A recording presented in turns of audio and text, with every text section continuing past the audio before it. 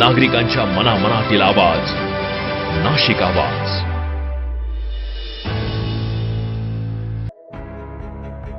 राज्यात सुरू असलेल्या SIR अर्थात विशेष मतदार यादी पुनःपरीक्षण प्रक्रियेबाबत अनेक नागरिकांच्या मनात विविध शंका आणि संभ्रम निर्माण झाले आहेत. मात्र या सर्व गैरसमजांना पूर्णविराम देत अप्पर तहसीलदारांनी नागरिकांना न घाबरता या प्रक्रियेत सहभागी होण्याचे आवाहन केले आहे. मतदार यादी अधिक अचूक, पारदर्शक आणि अद्ययावत करण्यासाठी निवडणूक आयोगाच्या निर्देशानुसार ही मोहीम राबवण्यात येत असून प्रत्येक पात्र नागरिकाने यामध्ये सक्रिय सहभाग घेणे आवश्यक असल्याचे प्रशासनाने स्पष्ट केले आहे. 30 जून पासून सुरू झालेल्या SIR प्रक्रियेला आता 7 दिवस पूर्ण झाले असून अंतिम मुदतीसाठी अवघे 23 दिवस शिल्लक आहेत. या कालावधीत मतदार यादीतील त्रुटी दूर करण्यासाठी प्रशासन युद्ध पातळीवर काम करत आहे. मतदार यादीतील दुबार नावे वगळणे, मयत व्यक्तींची नावे कमी करणे, चुकीचे पत्ते दुरुस्त करणे आणि पात्र मतदारांची माहिती अद्ययावत करणे हा या मोहिमेचा मुख्य उद्देश आहे. SIR प्रक्रियेदरम्यान अनेक नागरिकांकडून नाव, पत्ता किंवा इतर माहितीतील बदलांबाबत शंका उपस्थित केल्या जात आहेत. यावर अप्पर तहसीलदारांनी स्पष्ट शब्दात सांगितले आहे की नावात किंवा पत्त्यात काही फरक असल्यास नागरिकांनी कोणतीही भीती न बाळगता संबंधित SIR फॉर्म भरून जमा करावेत. आवश्यक कागदपत्रांसह माहिती दिल्यास त्याची योग्य पडताळणी करून आवश्यक दुरुस्ती केली जाईल.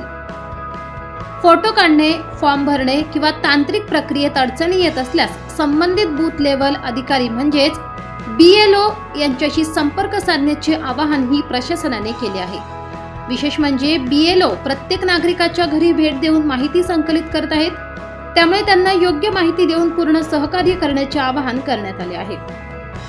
24 नाशिक मध्य विधानसभा मतदारसंघातील सर्व मतदार बंधू आणि भगिनींना मी आवाहन करतो की अन्य भारत निवडणूक आयोगामार्फत SIR म्हणजेच विशेष सखोल पुनर्निरीक्षण मतदार यादीचा कार्यक्रम सुरू झालेला आहे. यामध्ये 30 जून ते 29 जुलै या दरम्यान BLO म्हणजेच मतदान केंद्रस्तरीय अधिकारी हे आपल्याकडे गृहभेटीसाठी येणार आहेत. यामध्ये आपला एक एन्युमरेशन फॉर्म आपण त्यांना भरून द्यायचा आहे. यामध्ये त्यांना माहिती देताना आपण 2002 साली आपला मतदार यादीमध्ये असलेलं नाव, त्याचा यादी भाग क्रमांक आणि अनुक्रमांक ही माहिती द्यायची आहे.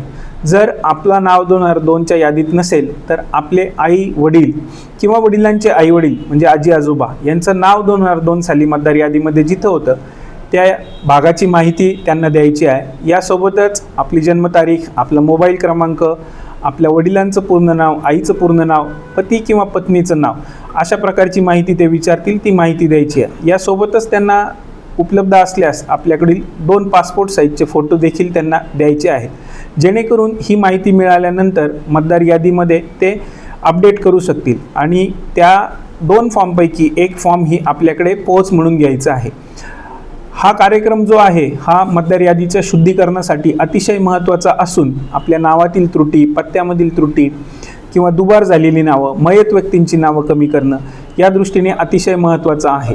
त्यामुळे मी सर्व मतदार बंधू आणि भगिनींना विनंती करतो की आपण या विशेष सखोल पुनर्निरीक्षण कार्यक्रमामध्ये आपल्याकडे येणाऱ्या मतदान केंद्रस्तरीय अधिकारी यांना सहकार्य करावे. धन्यवाद.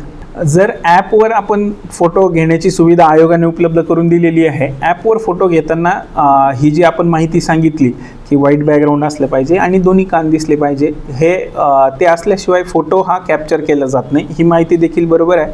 समोरून फोटो घेताना दोन्ही कान दिसले म्हणजे त्या व्यक्तीचा पूर्ण चेहरा दिसत आहे असं त्या ॲपमार्फत चेक केलं जातं आणि त्यानंतर फोटो हा घेतला जातो.